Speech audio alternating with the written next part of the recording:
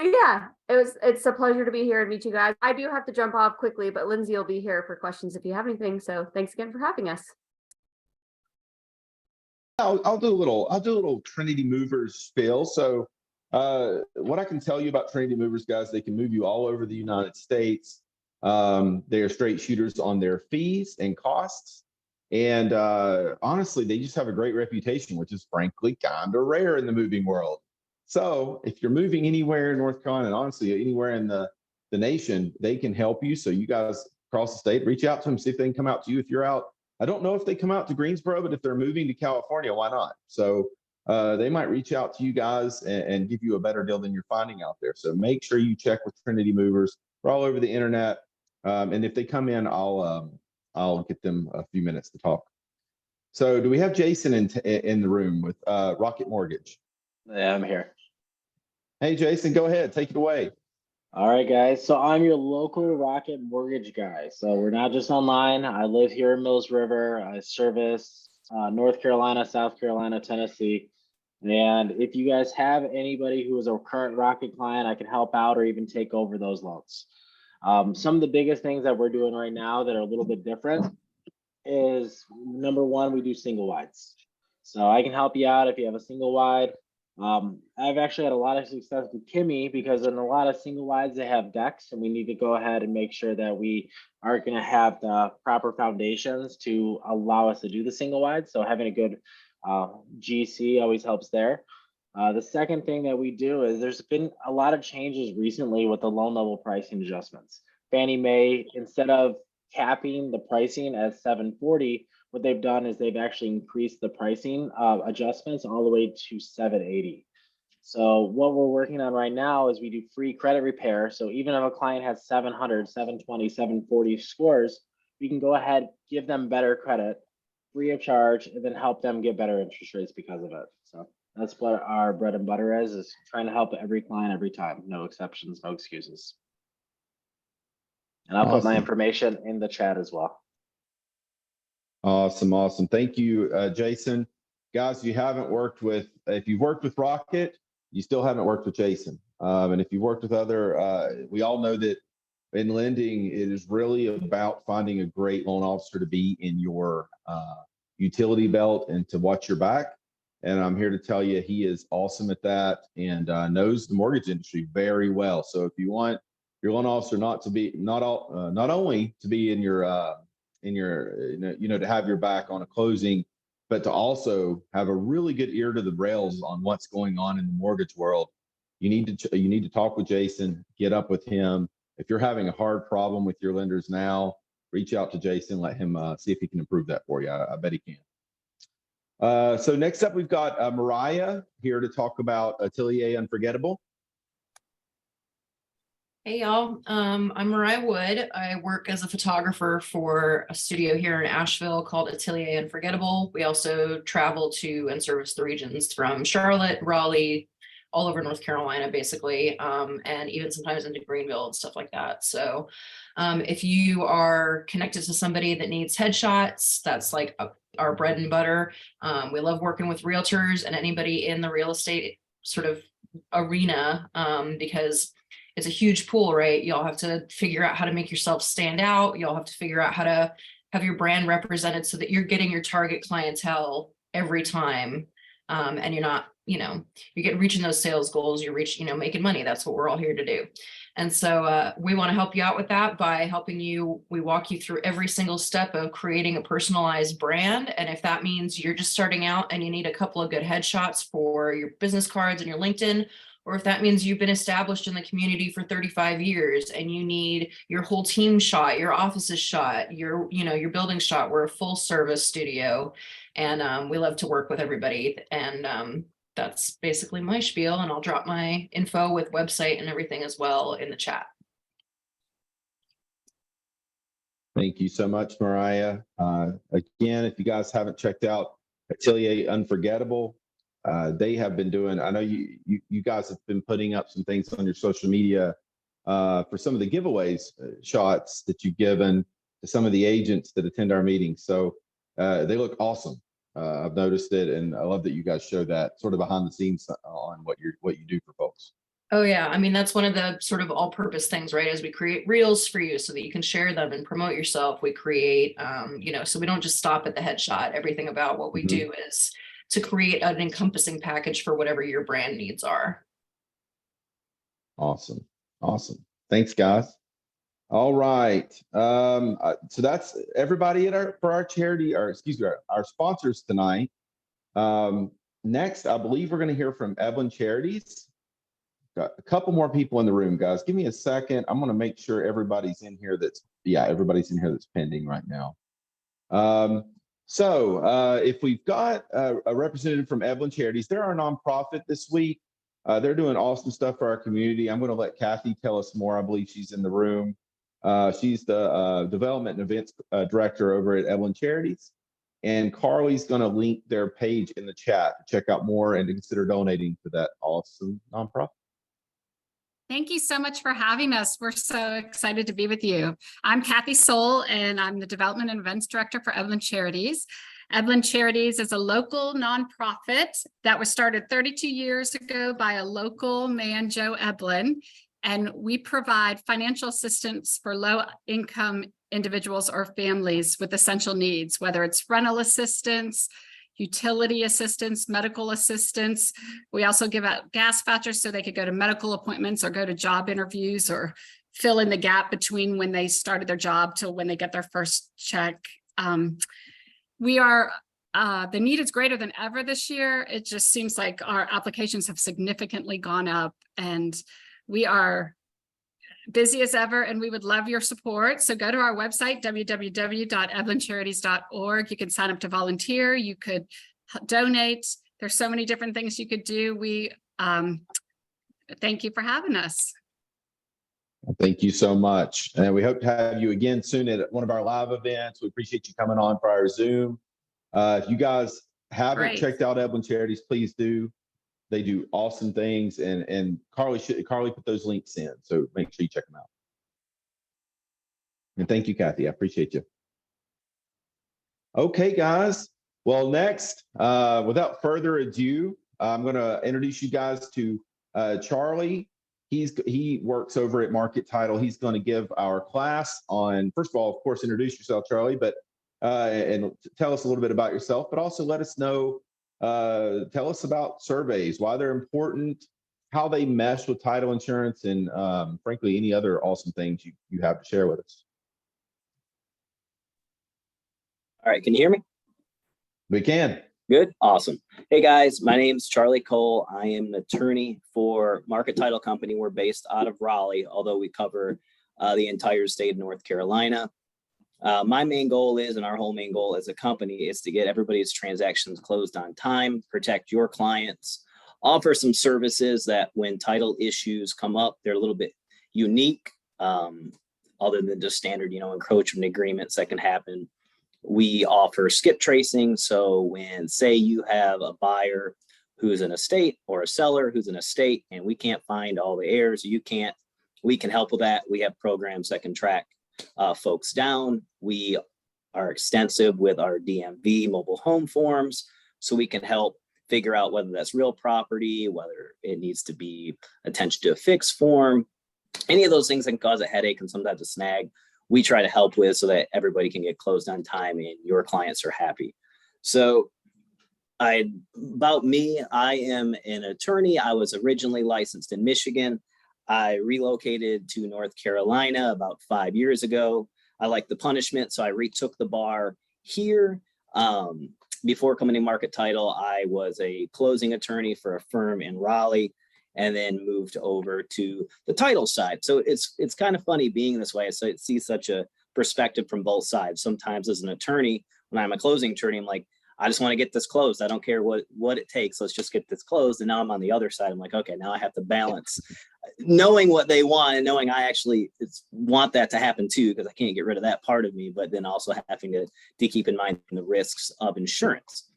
And then before we get into the surveys, like to say, you as the realtors and the agents have your hand on the pulse of this entire transaction. Your clients trust you so much, generally as a closing attorney, unless there was something weird going on with the transaction, there was something wrong with title. You know, my touch points with the clients were emails throughout until closing day, but really my first interaction was at the closing tables when they actually got their eyes on me. So they trust you so much more than, I don't want to say trust us as the attorneys, but they know you better, right? A lot of times you become friends afterwards. I have one of my friends who their realtor comes to their kids' birthday parties now. So a little bit of knowledge on say surveys or any nuances, they're really going to take that to heart, because I can't tell you how many times at the closing table, I'll tell a client something and they're going to look at you, the realtor, to look for a head nod of approval or disapproval, whether or not they're trusting what we're going to say. So I really appreciate what you guys do in making closing attorneys and my lives so much easier when you help your clients out. So here's what tonight's going to look like. It's probably only last 10, 12 minutes. I won't keep you too long. We're just going to bird's eye view of, hey, here's what title insurance is. Here's what some exceptions will look like, exceptions, things that wouldn't be covered. We'll get into the whole quickly the debate of marketable title versus insurable title.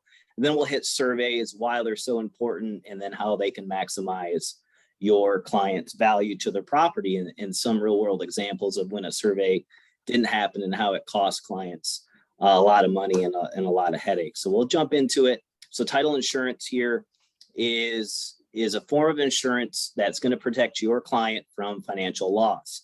A lot of clients or buyers don't really know even the difference between when they see it on the CD and Alta between their homeowner's insurance and their title insurance. They're wondering why this is on there twice. I've explained that a lot. So the one liner I always gave the buyers at the closing table was, you know, title insurance is one of the few things that looks backwards in time, right? We're insuring things that happened prior to them purchasing the property, defects in titles, error in the titles to the property. And then how do we know about that? Well, before closing, Zeno's firm will do a title search where they're going to go through the register of deeds, the county tax records, liens, NC, and find anything that might affect title to the property. And then they're going to submit that to us. And then we're going to issue a title insurance policy and insure against some of those things, meaning if, say, there was an unrecorded deed of trust, or there was a deed of trust that had never been canceled, and now that lender is out of business, what do we do about that? Well, a lot of times we'll insure over that because it's such a low risk to us that if the deed, say the uncanceled deed of trust was from 1984, it's unlikely that that's still existing. So we can insure over that and protect your buyer, meaning say that lender pops up out of the woodwork and says, hey, you still owe this, we'll pay the cost of that and step into the shoes and pay for the defense of anything we need to do. So like I said, title insurance is a one-time expense. It's paid right at the closing table. I haven't seen a lender in North Carolina, if it's a lender finance transaction, that does not require it. So if you're looking at your CD and Alta, you might see lender's policy, owner's policy for your title insurance, and that's why that's there. And how much they pay for the policy is based on the purchase price. So they're covered up to the purchase price of the home. They can buy additional coverage, but that rarely is a case of it. It's important to note that title insurance, it protects against losses due to title defects that existed prior to the issuance of the policy. And it also protects against unknown defects. Say something was missed in the title work, or your buyer had no knowledge of it, they're not going to be held responsible for that. We're going to cover those defects or title issues. Now, one example I will give before we move on to title exceptions is cash transactions. Cash transactions, they don't have to have title insurance in North Carolina, and some investors, if they're buying a property, won't get it, which is a huge risk because the cost is so minimal to a cash buyer. And I had an example as a closing attorney. This investor was going to do an Airbnb, and he wanted to put a pool in the backyard. He didn't get title insurance, and there was from Wake County. It wasn't recorded in the Register of Deeds. They had built underneath, adjacent to his patio, 2 underground tanks, and you are not allowed to build anywhere near them, over the top of them. And if he had title insurance, this would have been covered because it wasn't found out. But because it wasn't, he can't put his pool over where he wanted to put it. He can't really use the property the way he wanted it. In fact, he's going to have to pay the mitigation services. It was $60,000 to come out there, remove these tanks. So when you start really weighing the cost benefit analysis, his owner's policy and title insurance would have probably cost him $26. So and what we would even do as closing attorneys, I'm sure Zeno does the same thing, is I had him sign a waiver. I mean, if you weren't going to get title insurance, it's such a big deal that they're going to sign a waiver and say, hey, I was advised to get this. I didn't get this. And I'm not going to hold anybody responsible. As for agents, I would keep that in your back pocket too, just as a practical sense, and have that with you, because we all know the folks that something goes wrong, whether it's not your fault, not our fault, but everybody likes to file a commission complaint, right? So you have that with you. That's just a little tidbit that you can just turn in and get rid of that real quick. Going to quickly move on to what are title exceptions, things that are not covered in a title policy. A couple of these we're going to come back to because they'll apply to the survey. So one of the big things is number one on the list, things that are called exceptions not covered, defects or liens that were not recorded in the public records, such as unrecorded easements or boundary disputes that would have been revealed by a survey. That is why a survey also is so important. Number two, just real quick, rights of parties and possessions, such as tenants that weren't disclosed about, their rights won't be covered. Restrictions, covenants, conditions that affect the property, zoning regulations, we'll come back to that, another thing that surveys can point out. And then the restrictions, covenants, conditions, those are all in the HOA. So anything that's in the HOA, it's everybody's responsibility to figure out what those things are, because they're not going to be covered by the title insurance policy. Say that they can't build as big of a patio as they wanted to do, or something with their property that the HOA restricts. Other things real quickly, government claims, tax lien, special assessments, and then mineral and water rights. They're not owned by the property owner. Those aren't going to be covered as well. And really, and I'm sure this probably happens, any of those things your client and you are going to see before the closing with a preliminary title commitment. And if there is any of those issues, I know Zeno is going to address those with you before the closing happens anyway. So moving on, so we have what a title policy is, title insurance is. We have some things what are called exceptions, what generally it's not going to cover. And then let's jump into just common title issues that can come up. So liens is a big one, legal claim made by a creditor. I mean, these are deeds of trust, right? Liens, tax liens, judgment liens. These are all things that most of the time we're going to have to resolve before closing, but they're pretty easy to do. Easements can be an issue. Boundary disputes. I thought the row of bushes was my land, but I didn't get a survey and I don't know that. So it's actually a neighbor's land. Where how many acres do I actually own? Encroachments. That's another one that, hey, my shed or someone's shed is 5 feet over onto my property. How do I fix that? Unreleased mortgages, which we won't really get into, but that's what we talked about. The old deeds of trust. And then deed issues, say a signature was missed by an error. How do you fix that? And those things are going to have to be addressed before we close. And so we have that broad overview of, all right, here's some issues. Here's some things that aren't going to be covered in title insurance. The big debate then also becomes, all right, what's insurable title and what's marketable title? Because doesn't the contract say we have to have marketable title? Well, how can we have that if there's encumbrances on the land? So just in short, and we'll get into it a little bit, a marketable title is one that's free and clear of any defects. And the legal standard is what a reasonable buyer would find objectionable. That's fairly stringent. I mean, that's hard to do because on most pieces of property anymore, you're going to have some sort of easement, a drainage easement, a utility easement. So they don't really have perfect title. They don't have it all free and clear. They can't enjoy all the land, but marketable title doesn't have to be perfect title. So there can be minor errors and that's okay. But to put it simply, a seller would be able to convey marketable title as long as title examination and there shows there's no doubt to who owns the property. There's no clouds or encumbrances wouldn't be cleared before the closing. Insurable title, now that calls for a little bit of a less rigid standard when compared to marketable title, because marketable title 98% of the time really actually doesn't exist.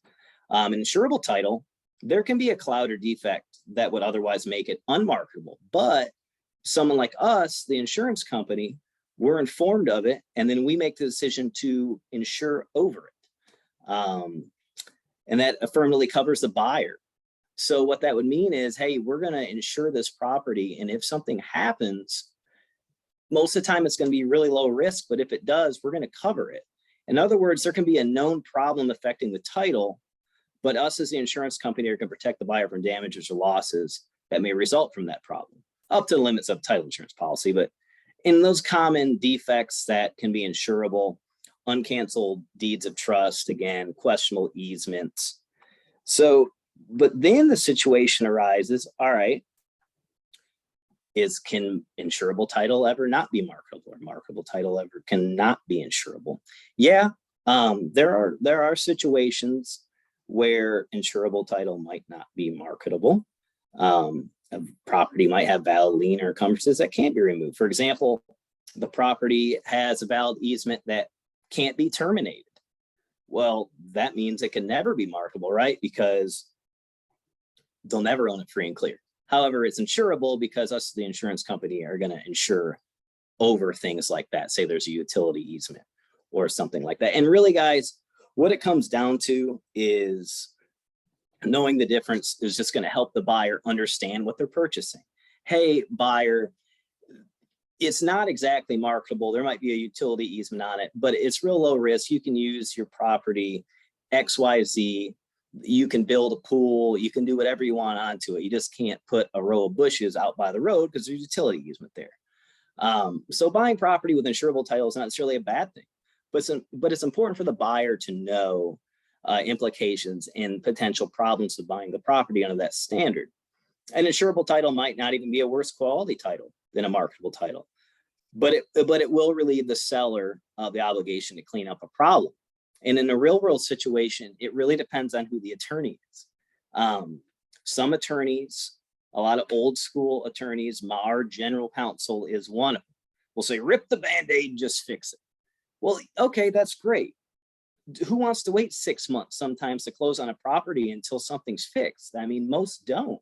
In fact, just a year and a half ago, 2 years ago, in the heart of COVID, no one's pushing for marketable title because you're not going to get the house. I mean, if you tell a seller, I want this fixed, they're going to say, okay, well, I have 10 people lined up behind you who don't care. And people wanted to close on your houses. And then sometimes what can happen is, if you get a real aggressive attorney about that, and they're not consulting with you, the agent, and they're not consulting with the buyer, once they open up a can of worms and come to us as the insurance company, they can't put the lid back on. For example, we're obligated to see that through to its end once it's brought to our attention. There is a common thing that nobody ever pushes, but this one attorney did in delay closing. There was an encroachment from a driveway, 6 inches. No one cares. Most of the time there's encroachment on driveways if they're at the very top part of the driveway. A lot of times that line is off. No one says anything.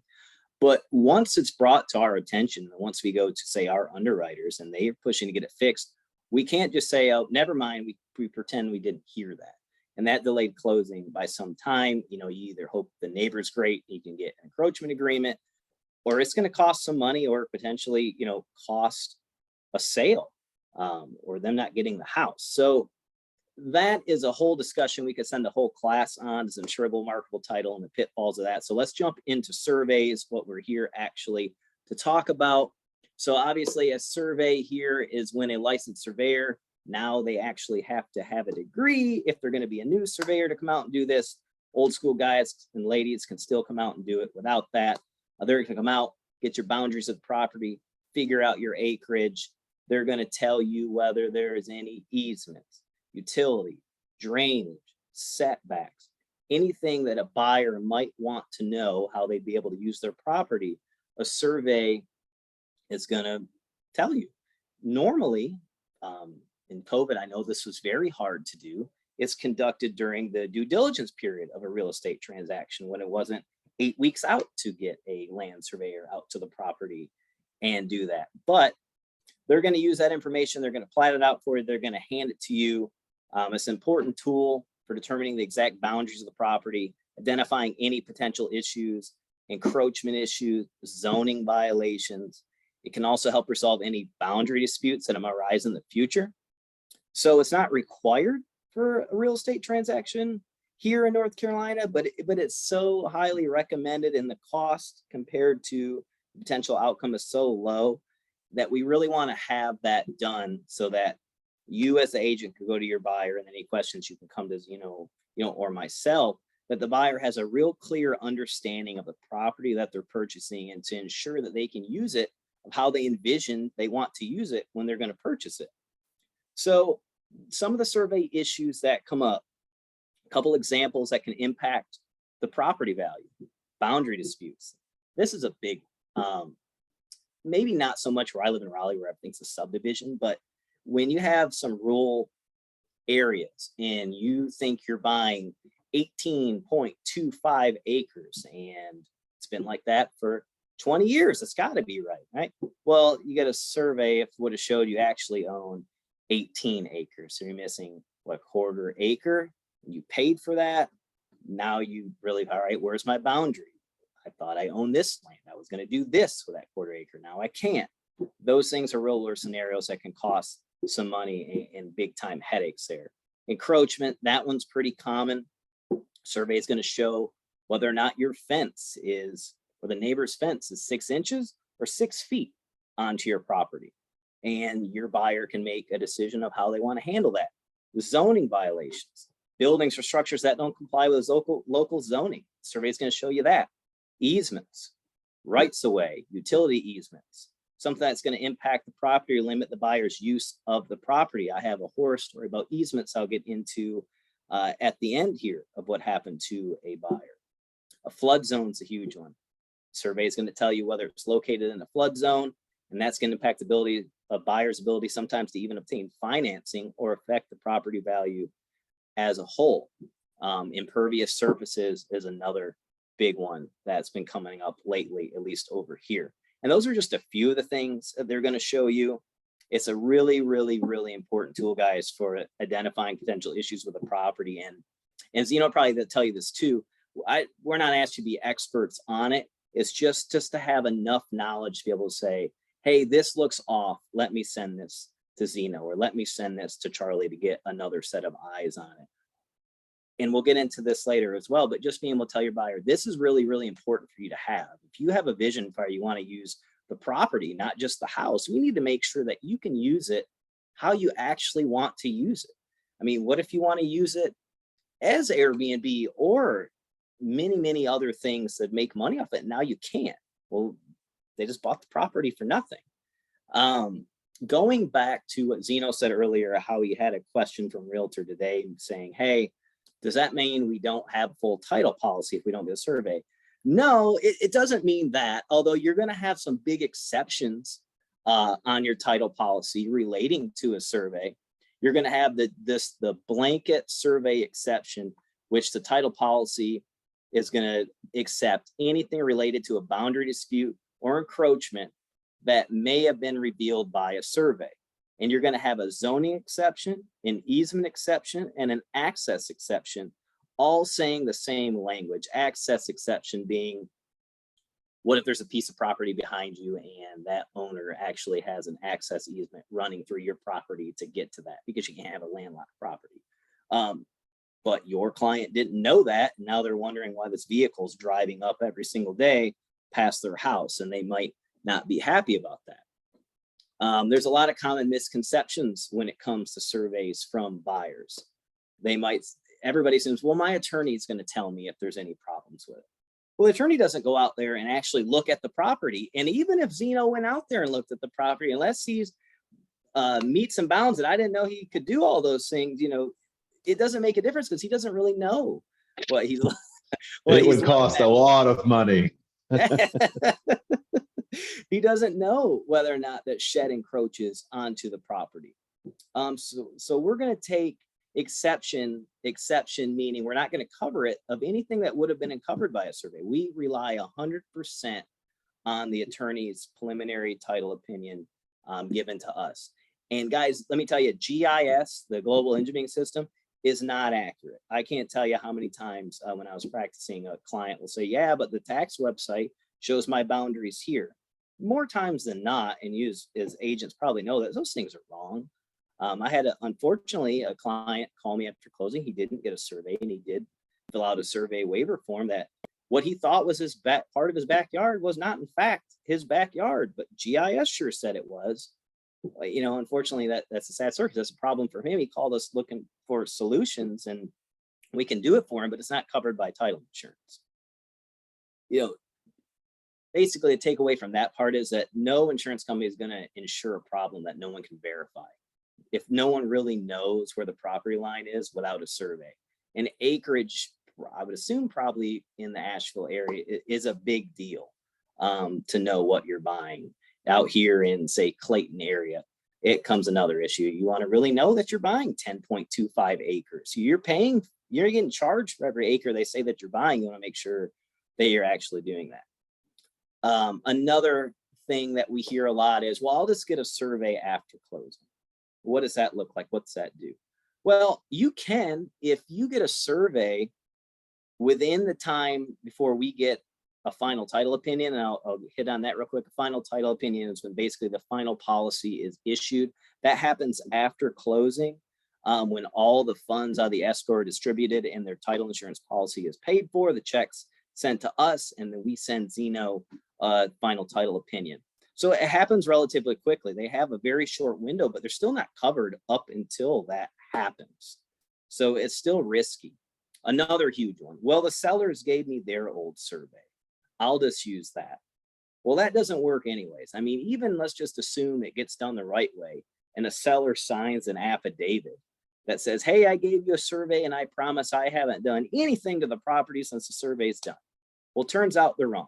So you go to the surveyor who did it and say, hey, Mr. Surveyor, Mrs. Surveyor, you did this wrong. They're going to tell you to go away because they didn't contract with your buyer. They contracted with the seller. So there's nothing you can do, the surveyor, in that scenario. You don't have any recourse. So using an old seller survey, and it's just not a good idea. Another one, well, the builder gave me the survey. Question you need to ask there, well, what kind of survey is it? A lot of times, a major problem is a survey is used to get their plans approved. And it's just sketched in prior to the foundation even being poured. So that survey could be so incorrect that it's not worth anything. You know, guys, and the survey is so necessary to help your client make an informed decision about the property they're about to purchase. And maybe some issues are a deal breaker for them that they see on there. And maybe some can be a negotiating tool. What if you get a survey done and it isn't the right acreage, or there is a boundary agreement? I mean, then maybe we're talking now that COVID's kind of slowing down, a reduction in the sales price, save your client some money, some concessions there, like, hey, this isn't what you marketed it to be. So I guess the main takeaway from that is we don't want our clients finding out after closing there's an issue with their property and they didn't get a survey, and now they're on the hook for the entire amount because before closing, they're signing a survey waiver that indemnifies the law firm and it indemnifies the title company that, hey, we told you about a survey and, you know, we told you what could happen if it didn't happen, you didn't sign it. But in real world practicality, when this happens, and it's not a lot of times right after closing, they're not going to remember they signed that. It's 2 years from now and something happened. They're going to blame you. They're going to blame, you know, Zeno, and they're going to come out guns a-blazing. It's just a headache that, you know, you really don't want to deal with. So I know we cannot make them do it, but especially as the agent, because they trust you so much, if you're able to lay out some real world like scenarios, or, hey, here's some practical implications, things that could happen by not getting one, it might change their mind. And then at the very least, they need to know about it. So like I said, we can educate and we can share with them the financial risks they're taking, but not getting one. I mean, for a lot of these folks, this is the biggest purchase they're going to make in their entire lives. And I've heard it before, well, that survey's $800. Yeah, but you're paying $500,000 for the house. And what's going to happen when something happens and you're paying tens of thousands of dollars to fix an issue? The $800 wouldn't really look big compared to that. And that's another thing. You do a cost of survey of getting it fixed. Our own general counsel just had this issue a few years ago. His name's Roger. So Roger got a survey 20 something years ago when he buys his house. Survey's fine. There's nothing on it. As his family grows, they build an addition in the backyard. Everything's fine. Kids go off to college. Roger sells the house. The new buyer gets a survey, and lo and behold, their Orange County, which is over here in Chapel Hill and Durham, had a water and sewer easement running behind the house directly underneath where they built the addition.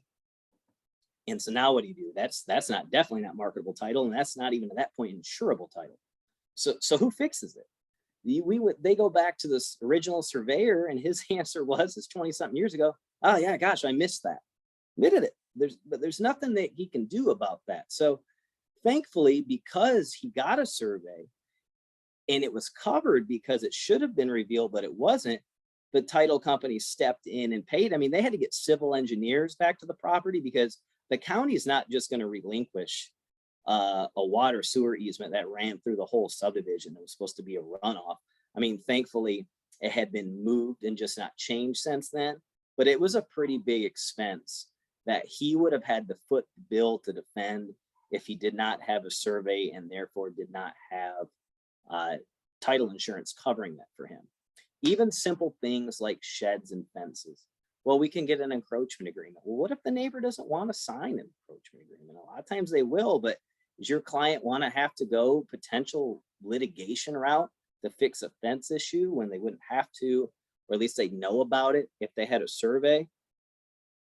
Awful story. There was this couple who planted all these trees and shrubs and flowers right by the road. They didn't get a survey. Well, Colonial Pipeline actually owned gas line underneath there. And guess what? They had to rip up and tear up everything over the years that they planted. And gosh, those people were upset and mad about that. Utility easements. Why are they digging out my backyard? Well, you put your driveway over the septic field.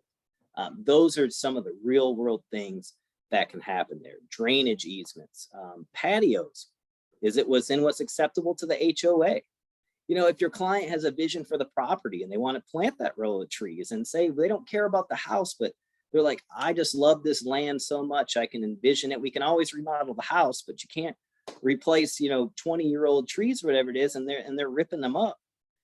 And as for us as the attorneys and then you as the agents, those things, though they may not affect us right off the bat financially, I mean, those are ROI, those are referrals. I mean, word of mouth is a big referral system. If we have folks saying that we're not telling them the right things and it costs them money, they're going to tell 20 people. But if we helped them save a scenario, gosh, I would have bought this house, but Zeno or Phil or Roger, whoever it is, told me and showed me this survey, and I was able to make an educated decision, and I was able to get some money off my purchase price. They're really going to vouch for you that way. So I'm just going to end it here with just a few examples how we can maximize the client's property value, just going over some things we already hit on. We can identify boundary lines and encroachments. Survey can determine the exact boundaries of the property. You can prevent disputes with neighbors ahead of time. It can also identify any encroachments that could limit its value. By resolving the issues through the survey, the property owner can maximize its value and use their property how they want to. Same thing with the zoning and land use. It can show such setback lines, height restrictions if they wanted to build on there. Those are important to understand so that the property owner can use the property and how they envisioned it before they bought it. Easements and rights of way, another one that can impact value. There's an easement for utility company that limits the use of a portion of the property. Owner may need to adjust their development plans in order to maximize their value. And then one of the last things they can do is topographical features. That can impact slopes, wetlands, flood zones. I mean, the property owner can make an informed decision whether they want to move forward with it. So overall, by identifying like these issues on a survey, and we don't ask you to be experts, you don't really have to know how to read it. Let Zeno and I do that, but encourage them to get one and just the real world implications of why it's so important and all the things that that survey will show them about what the biggest investment, like I said, a lot of these folks are going to make in their lives. It could really make or break the deal. And if it goes well and they trust you, I mean, word of mouth can get more business there. And we're also going to have happy clients, also going to make some more money, get this closed on time. So thank you very much, everybody, for the time and for listening to my spiel. Any questions? Yeah, Zeno or I, and thanks, Zeno. Appreciate it. Thank you, Charlie. Yeah, so everyone, we're going to have a Q&A at the end for surveys or anything real estate related for Charlie or myself or any of our sponsors. So hang on and we'll get to that Q&A here in a few minutes. So thanks, Charlie. That was awesome. I know with some realtors, you know, this is not the exciting part of real estate. This is the technicalities, and it's very easy to kind of glaze over. But the long and short of it is respect surveys, you know, at least respect them and make sure. I'm going to talk a little bit more about this in a second. For goodness sakes, recommend them and make sure your seller signs something in writing in an email or something saying that they're choosing not to have one done. Please don't ever tell your client not to have a survey done. Don't ever say that to them. You know, you might say, I wouldn't do it, but you have to make that decision. But please don't ever say you do not need one, because as soon as you do that, something's going to happen and it's going to be on you. Okay, so I really appreciate that. And so I'm Zeno Lancaster with Lancaster Law Firm. I do want to tell you guys a little bit about our firm. So we're, you know, starting to expand through the state. We can do closings in any county in North Carolina in any time period. So if you've got a closing in Wilmington or Asheville or Raleigh, and you need it done in a week, a few days, 4 weeks, whatever, you can write your contracts knowing we can do it. You don't need to call us, see if we have availability, any of that. You can be confident we can take those on. We send folks to the clients wherever they are in the United States. So if they want to sign in a Starbucks, your agency, California, we can send someone to them to make it super easy for them to close. They get to choose whatever time and location they want. They're welcome to come out here to one of our offices, but if they don't want to have to get in line in a closing availability spot and they don't want to have to drive out here to one of our offices, we can come to them. So keep that in mind. We would love to work with all of you. We also feel like we have to keep you guys competitive and make you more competitive than you would be if you worked with another attorney's office. So one way we're able to do that is, of course, those fast closings. Another way is that we offer free addendums. And these are typically same day, if not same day, the very next morning. Addendums, when you have a buyer perhaps that is on the fence about putting in that offer because they're worried about X, we can write an addendum for them that takes care of them. If we find out X is a problem, then they get to back out of the contract, get their due diligence back, their earnest money back, no risk to them, but it gets them an at-bat at that house, an at-bat at that property, and it gets you an at-bat at the commission. So let us know if we can help with those kind of addendums. We also do things for appraisal considerations and all sorts of things. We extend out due diligence payments. We've done them lots of different addendums. And again, it's something that's going to help you guys get something under contract more often because your buyers are going to feel more comfortable about making those offers. Sellers, we can do them for you too. If you're worried about something with the buyer, maybe you're okay with everything else in the offer, but you're not really quite sure that they are going to get their funding, you know, their loan approval, or you don't want them to back out if they find out, you know, they can't have that fence they wanted. And you want to make it to where, listen, they can back out for other reasons, but not for that. We can write addendums for that. So keep that in mind. We would be happy to help you with that sort of thing. And we want to make you guys more competitive in that way. You also are going to look good telling your clients, hey, it's going to be super easy. They're going to come to you. You can go to your favorite coffee shop and sign for your house, the one we meet at, the one we met at, perhaps, you know. So keep that in mind. We also offer estate planning. So if any of you are looking for estate planning, of course, we'd love to represent you. But if you know anybody, your clients need any estate planning, we also help with that. And business law. So if they need LLCs, a holding company for their real estate, for example, we can help with all sorts of business creation, consulting, that sort of thing. And we can do it anywhere in the state, okay? So a little bit more about survey, and I'm just going to this much, guys, this much. So bear with me. I just want to kind of help you. So I have to tell realtors every day. Oh, really? I mean, almost every day about surveys. Well, Zeno, should we get a survey done? Yes, it's in my engagement email. It says, I recommend you get a survey done. And then they'll ask me, should we get one? Should we really get one? Zeno, come on. They surveyed it 3 years ago, 5 years ago, 20, or my favorite is they surveyed it in the year 2000, like that wasn't 23 years ago, right? People forget how time flies sometimes.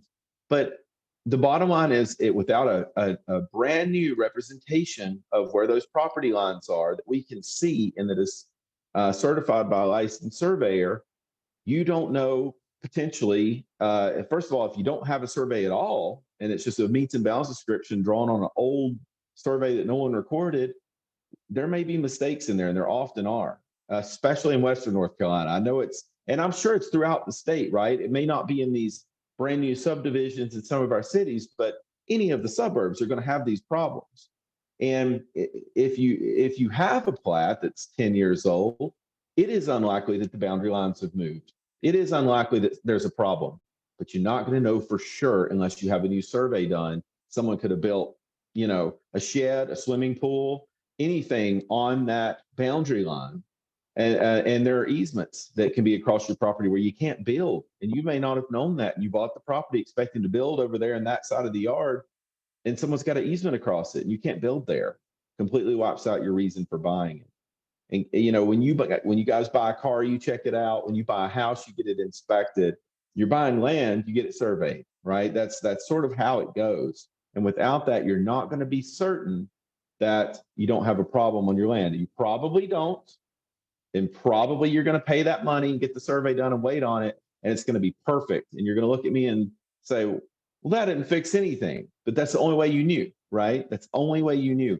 And my goodness, if it discovers a problem, you want that to be the seller's problem, not your problem. And if you don't do it, or you do it after closing, it is your problem now, whatever it finds. And with title insurance, if you want that policy, these blanket exceptions, and Charlie, correct me if I'm wrong, the way I read it is, they accept from their coverage anything that would be discoverable by a new survey. So that anything's a big word, so, if it's going to be shown on a new survey and we didn't otherwise know about it, you can't expect them to take care of you. And I know that a lot of realtors think that, title insurance will cover it. I don't know where they're getting that from. If in the survey world, right? Title insurance is ensuring that I've done my title search correctly and I'm reporting the public record correctly, that the sellers are reporting their liens correctly and the money owed to people and that sort of thing. They're ensuring what we know about. If you don't get a survey of the property, we don't know about what the survey would show, so they don't insure it.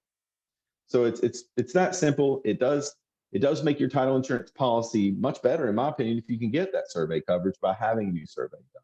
And also, you just know you've got a surveyor's license on the line saying there's no problems. And if there are problems, it gives us a chance to fix it. So you're not going to have problems marketing that title when you need to sell it and that kind of thing. So I do want to promote our next event before we open the Q&A up in case anybody has questions. We do have an event coming up April 13th. It is live. So it's going to be in Asheville, North Carolina. I know we've got people all over the state in here. If you haven't been to Asheville, come out, hang out with us if you want to. But in any event, it's in Asheville, April 13th from 2:30 in the afternoon to about 4:30 in the afternoon. And it's a self-defense class for realtors. So we're actually looking forward to it. We think it's going to be a fun event. We've had a lot of interest already in it. And I think it's a very important thing right now. You're out showing houses. Be a good thing to learn from Master Richard Tenner. It's going to come over and teach us some awesome things in self-defense. Okay, guys, enough from me. Anybody have any questions? We've got 2 attorneys in here and a bunch of awesome real estate professionals. So please ask away. I have one. Sure. So I'm one of those people that's gonna have a listing coming up pretty soon, and the seller has an old survey that I do want to disclose just because there is an easement with the neighbor's driveway and also an encroachment from the neighbor's fence. Of course, the seller should get their own survey or whatever, but I just want to share it to show where these issues are, where the easement is as far as, the property lines, etc. Should I put like a disclaimer on there when I share it? So when you're talking about, you're going to share this with a client and you're saying it, you're wanting a disclaimer that it's maybe not adequate enough, but it's still helpful, but not adequate enough. I'm going to represent the seller and I want to share it as information to potential buyers. Oh, of course, sure. they can get their own survey, but I want to share it because it shows where the easement is on the lot lines. Should Yeah, I? first, so we are caveat emptor, buyer beware in North Carolina. I know you know that.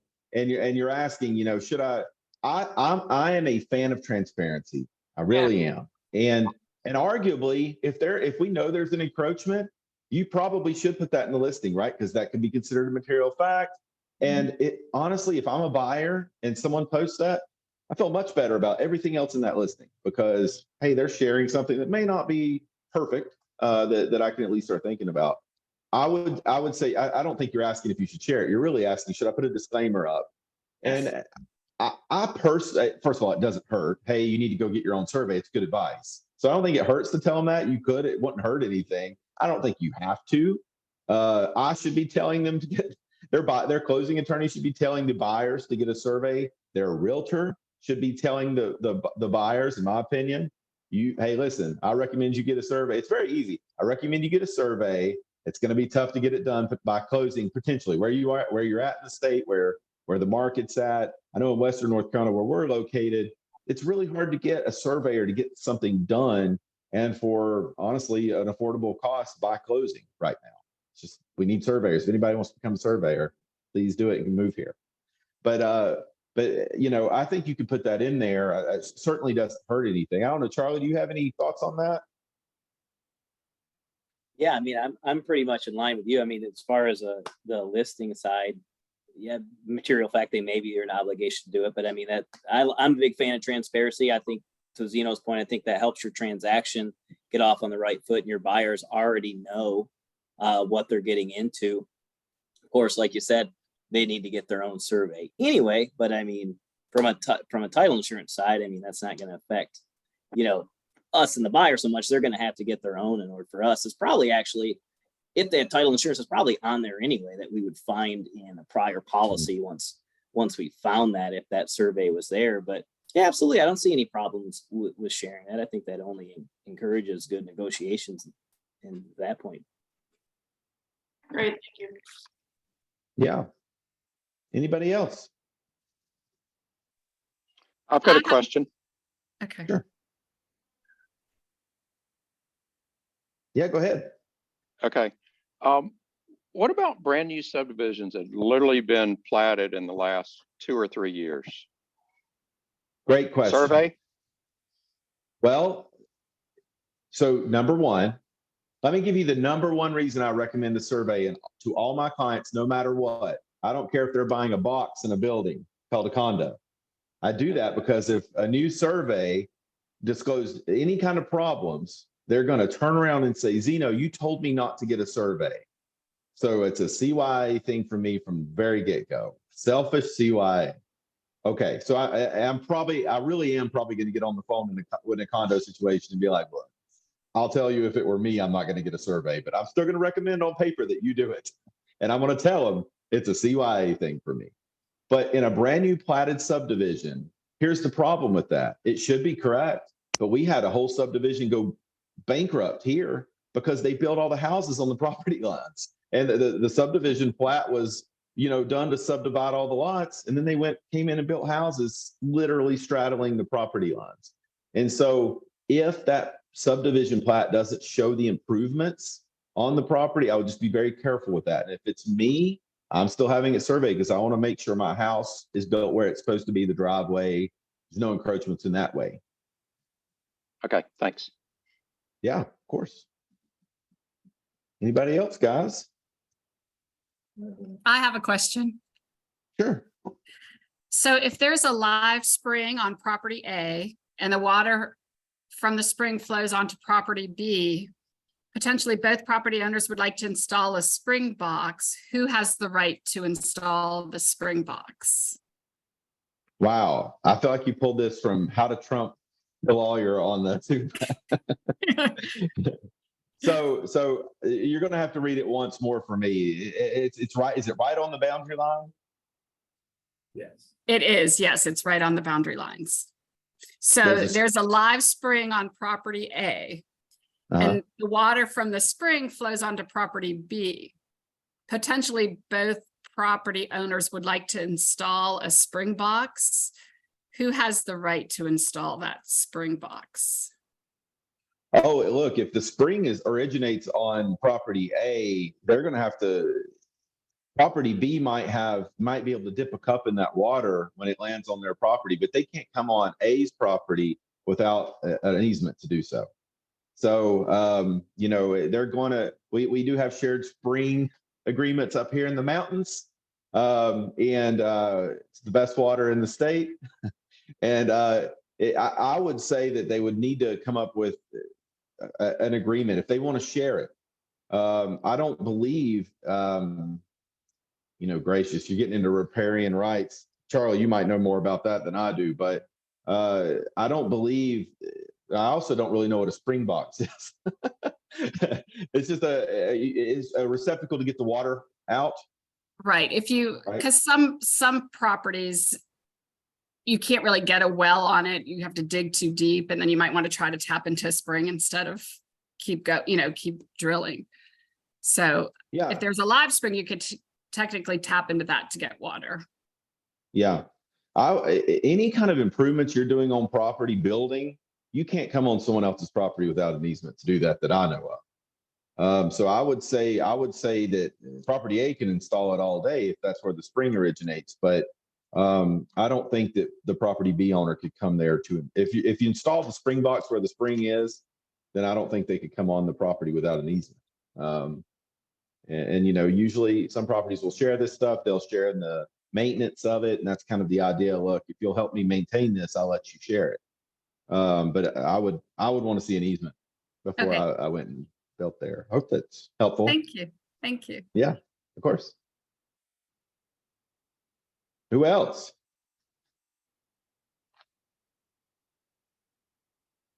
Going once, going twice. Go ahead. I heard you say, and I know it's true, that you can't get a survey. So how do you get the title insurance without a survey? I mean, when you recommend us having one? So you will get title insurance, and generally speaking, I don't let clients close without title insurance.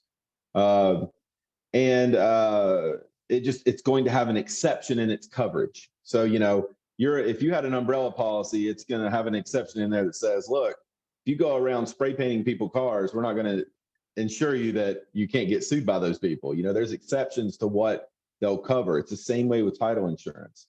If you don't take the option you have to get the property surveyed, then nobody knows what that survey would show because it doesn't exist.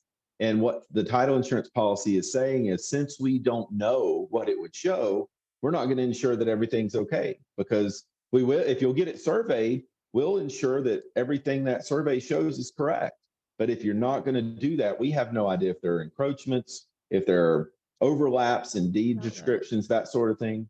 And so it's going to be an exception in that title insurance policy. And so you can, after the fact, you can get better insurance to cover that survey or not? Not generally speaking. So Charlie, the question would be, after closing, if they got a survey completed a week after closing, can you get survey coverage to cover that? But what I'll go ahead and say is, if you get a survey done after closing, the title insurance is going to ensure that it's correct. So if it shows encroachments and problems, title insurance is going to say, I ensure that you have problems. They're not going to ensure that those problems aren't there. So even if you get that coverage, it's not going to ensure that the problems it shows aren't there. So that's why you want to get it done before closing, because then it's the seller's problems to fix before you close, if that makes sense. You're shaking your head. Did I not answer it? Gosh, what am I missing on this? I'm just saying, in our market, it's so hard to get a survey, and closings happen very quickly nowadays. If you want the property, you got to close 30 days basically or less. Yeah. This is a really crude example, but if you really want an apple and there's 10 people that want 4 apples, you're reaching in before you check it for worms. And that's what that is what's happening a bit right now. And you're right. There are people, look, during COVID and probably maybe still, there were people buying properties without ever seeing. And when we had 3% interest rates, I truly believe people were buying the loan. They didn't really care what house they got. They wanted to be able to say, I got a 3% interest rate loan. That's what they were buying. So, I think there's probably some remorse out there because of that. But the truth is, people bought whatever they could find with a 3% loan. And nobody was having it surveyed. And all I can say is there will be a percentage of those people that have problems because they didn't. And it's a risk they're taking. Yeah. If I could jump in, I think that's so amazing to definitely consider when you're talking with your clients. If you have active home buyers, to have this conversation so far in advance. And I know you can't predict when a house is going to come on the market, but at least having them on board so that that week when they find the place, they put that offer in, they don't have to go home and then think about all the things they're going to have to get done for it.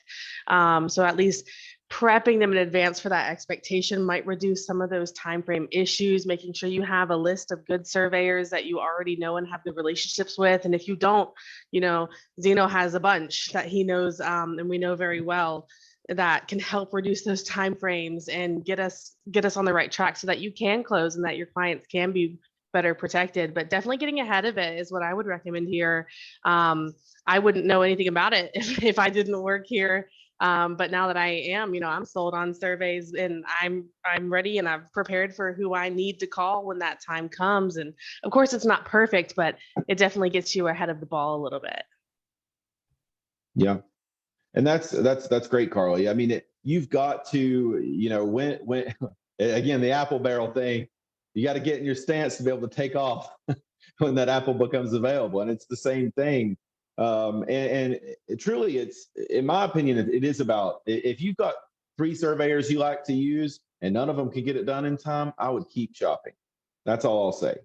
It's not perfect. You're not always going to get one to do it in your timetable, but there are some surveyors are faster than others. It goes the same for lawyers, lenders, inspectors. It just is what it is. I know some surveyors out here that are faster. They just are. I know some surveyors that have no availability until you say, what if I had a few $100s to your fee? And then all of a sudden their week is free. So, there are ways to go about trying to get that survey done. But it is tough to get buyers to get it done. What I really want the realtors in here to take away from tonight is not that you have to convince all your buyers to get surveys or you are a loser. What I want you guys to take away from is that you need to be recommending it because it's important, and let them decide not to. And let them decide not to get all of this in an email exchange to protect you, because if there is a problem, you don't want them saying to you, you told me not to get a survey because you thought it would take so long, so I didn't. What you want them saying is, I didn't feel like I had time to get a surveyor and I chose to take that risk so that I could get this house. They made that decision. Even though, you explain to them, listen, it's a good idea to do it if you can. If you have buyers that say, I don't want to buy without getting a survey done, hey, I think that's a good decision in some cases. So, it all depends on all the different, circumstances of the deal. Anybody else?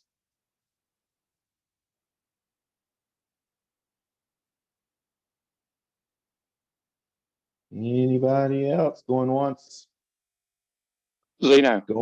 Yeah, go ahead. This is an estate question. Sure. Since you mentioned it, Yeah. Do you recommend irrevocable or revocable living trusts?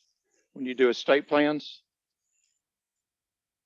So the pros and cons of revocable living trusts. The biggest con is that they're more expensive than any other estate planning that attorneys do, in my experience, and people just don't want to pay for it. That's the most, I'm just saying, the most common con. Go ahead. Is it cheaper than going through probate though? Well, it depends. It all depends, right? Okay. It all depends. So if you've got an estate administration attorney who's going to take a will through probate, I don't know what they're going to charge. You know, they vary, right? But you're probably, I got to think they're making at least a few grand. But I don't recommend my clients get a survey or a will based on the costs they'll save. It honestly, I think it could be about the same. I recommend people get a trust. First of all, I love trusts. That's what I use. It is what I recommend, but they're not right for everybody. If you have, there are various reasons you're going to want to get a trust. If privacy is important to you and you don't want your property in your personal name, you can put it in a privately named trust. People don't know who owns it. You can skip probate. You can skip estate administration, which you may care about. It sounds kind of funny. If you want to control your assets after you die, trust is a beautiful way to do it. You can say, Bob, I want Bob to get my house, but he doesn't get it for 10 years. And you can, from the grave, control what happens with that house. And if Bob's 10 years old, you may not want him getting it right now. And so that's a great way to make sure Bob gets it without giving it to him when he's 10 years old. Same with money. Also with trusts, if you have businesses and you want your loved ones to be able to continue those businesses, if I pass away, my fiance is not going to run a law firm. She's not a lawyer. But if I have another business with her, so I have a restaurant here in Asheville. If I pass away, my partner doesn't want for my estate to be administered for my shares in that business to go to someone and that hold up payroll and business decisions we might need to make. So my trust will control that. My successor trustee can step in the hour after I pass and control my bank accounts, my trust, my business, my assets, and disperse them as I've laid out and given them instructions to do. So it is a lengthy conversation I have with. I do free consults, but I have a lengthy conversation with people, figure out what their situation is, and I do tell them about the benefits of a trust. But sometimes all they need is a will. If it's a married couple that's W-2'd and they have one house, I'm never recommending that they use a trust. It'd be so rare that they want privacy that much, and there's no real other reason to do it. But there are some situations where I really push a trust because I think it's just so much more efficient if you have businesses or if you want to maintain your privacy, that sort of thing. Okay. I've got another question if nobody else is going to ask questions. Sure. So people come from out of state, they come to North Carolina and they're like, well, I want to make this purchase contingent on this. And I've been explaining to them that North Carolina doesn't have contingency. We have a due diligence date and that's it. It sounds like what you're saying in terms of the addendum is we can do contingencies, or an attorney can do contingencies. Right. So the commission's giving you guys some forms that you can use. You're not supposed to use forms outside of that. You're not supposed to write on them outside the blanks. You're not supposed to draft addendums, even though I see realtors do that every week. You're not supposed to. And to your point, yes, we can change, to a buyer and a seller and get together and write their own contract. And they don't have to use the offer to purchase you guys are used to. As long as it's otherwise legal, they can put whatever terms they want to. So we've done all sorts of things. I have made contracts contingent on the buyer's ability to get a purple fence before. And the seller went for it because it was such a competitive offer. And they didn't think that there was going to be a problem with them having a purple fence. It got them under contract. But I call them chicken addendums. That's how I brand these, because a client wanted chickens and was not going to put in an offer unless they could have a chicken coop. And the listing agent was calling for highest and best in 3 hours. Now, what are we going to do? Either they're not going to put in an offer on that property because they have to have a chicken coop. That's their dream. or they're either not going to put in an offer and lose that house, realtor's going to lose the commission, or we draw up an addendum saying that the whole thing's contingent on me finding out after we get it under contract in my search that they can have chickens. And if I can determine they can, we stay in. If we can't, they get out, and they get their $8,000 due diligence back so that they can live to fight another day. And what we got it in there, it was accepted. And we found out they could have chickens. Buyer got the house, their chicken coop, realtor got their commission. The realtor called me and said, Zeno, we never would have got that house without this addendum because they wouldn't have taken the risk with their due diligence money, and she would never have gotten that commission. And again, who knows, it might have taken them a year to find another house. So it's helped. We do 4 to 5 of these a week for realtors. People are using them like crazy. They have about an 80% acceptance rate. I tell my realtors, you still got to be competitive with your offer. You know, it can't be a crappy offer with a chicken addendum. They're getting accepted. You can't overuse them, right? You can't abuse them.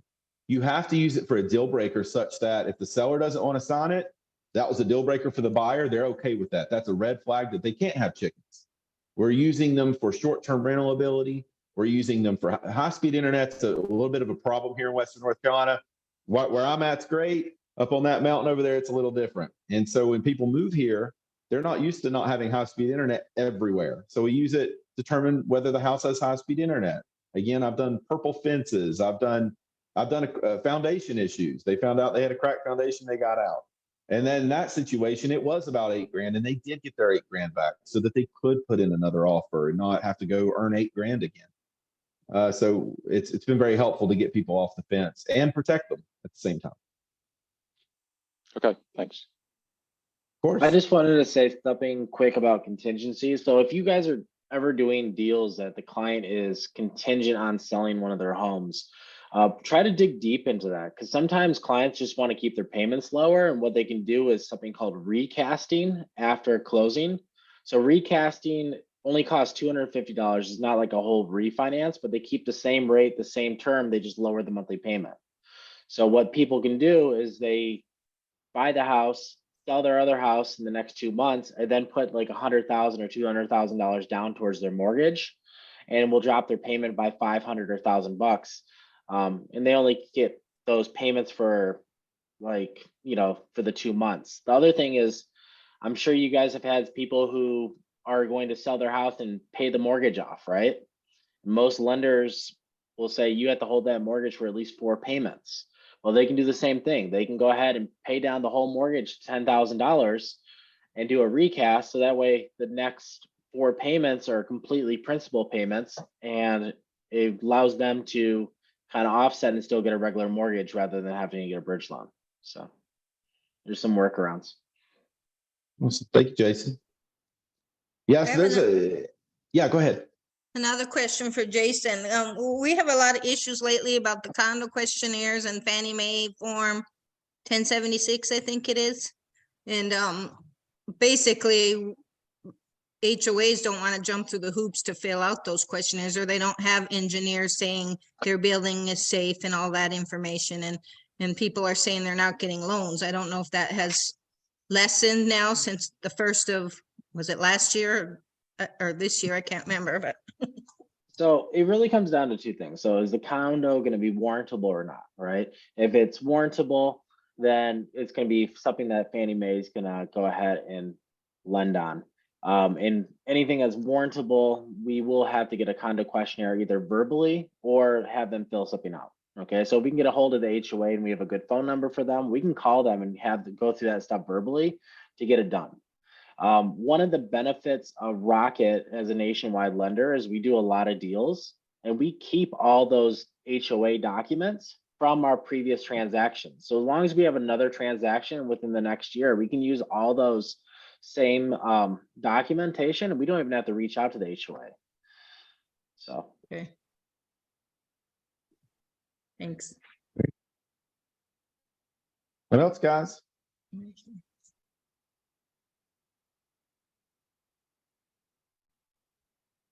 All right. Well, guys, reach out to us. You've got our contact. It's in the links.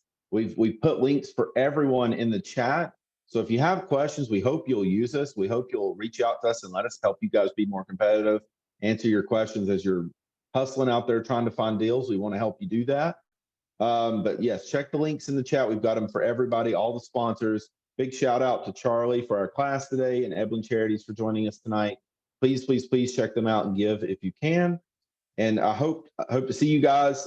Please tell your friends about our event on April 13th from 2:30 to 4:30 in Asheville for the self-defense class. Thank you guys. Have a great night.